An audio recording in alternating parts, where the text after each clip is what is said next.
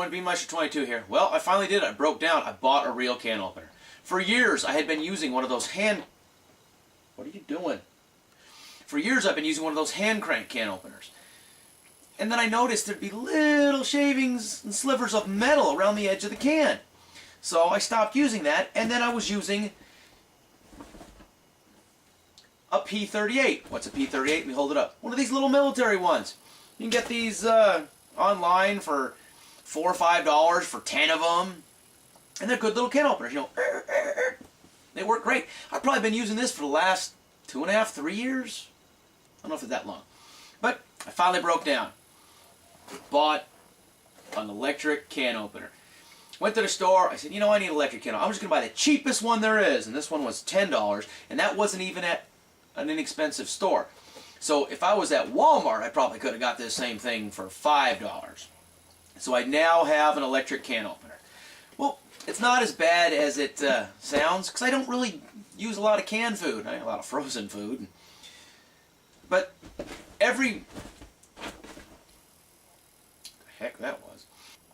about every week and a half, 2 weeks, I have to open a can of pumpkin.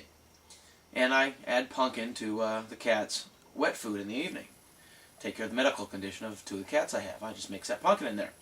So that's really the only can I was opening. I might open a can of soup, but heck, soup now comes with pull tabs, so anymore, really don't need a real can opener, except for that pumpkin. It was just dreading the fact when that can of pumpkin, can I keep it in a plastic Ziploc bag in the fridge and give them a scoop with the food every night, and as the can's getting low, I'm just dreading it. Oh, I gotta open a new can. Well, got an electric can opener. I have moved into the 20th or 21st or 19th century for that matter. Alright, the other thing I bought, kind of like an electric tea kettle, you know. It's a Sunbeam AquaView 1500 watt.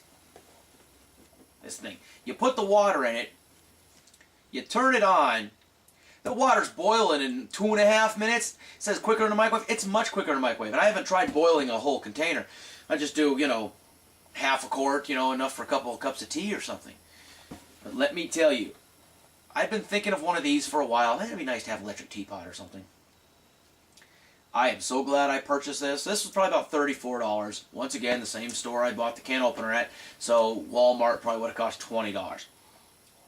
I like it. It has an auto shut off.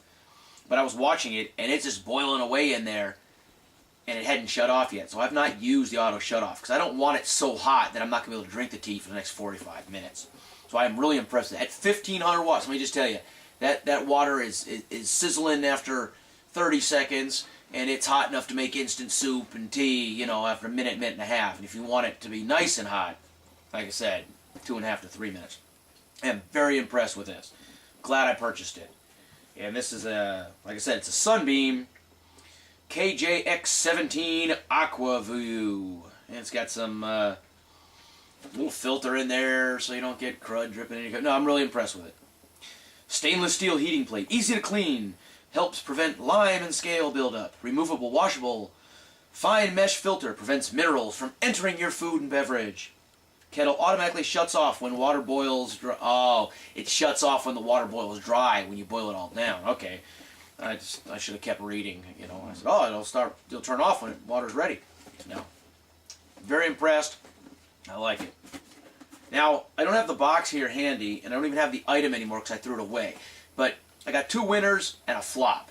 And the flop is I bought one of those, as seen on TV, microwave bacon cooker things. It essentially was a square plastic microwave safe pan with this 2 kind of V-shaped things, and you lay the strips of bacon over there and you cook it in the microwave. Oh, it's healthier for you because you're not cooking it in the grease. Well, let me tell you something. I used it twice, and both times I was very underwhelmed. Not impressed at all, let me tell you. Yes, the grease all puddled in that thing, but since the V is up 6 or 7 inches above that container, I had grease splattered all inside the microwave. And to make matters worse, it said it would cook, I don't know the times, but whatever the time said for the bacon, they were not correct. It took me about 3 or 4 times what it said to cook it. And even then, bacon might have been a hair undercooked. And even worse than that, because all the grease dripped out of it, the bacon was dry. And not like when you have dry bacon that tastes okay. This was dry, almost flavorless bacon, because all the grease, the flavor, had leaked down into the bottom to be dumped out the drip pan. So yes, that's definitely a flop. And those microwave bacon makers, if you're going to eat bacon, hey, fry it up in a pan, drain the grease off it, drain it on a paper towel, have a little flavor to it. Otherwise, don't even bother eating bacon. All right, so still got the P38. Don't use it that often. I've had this can opener probably about a week and a half now. I've opened one can with it. Well, give another few days, it'll be time to open another can of pumpkin.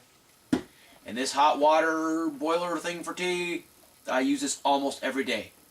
Really impressed with it. I love it. So yeah, 2 winners and a flop.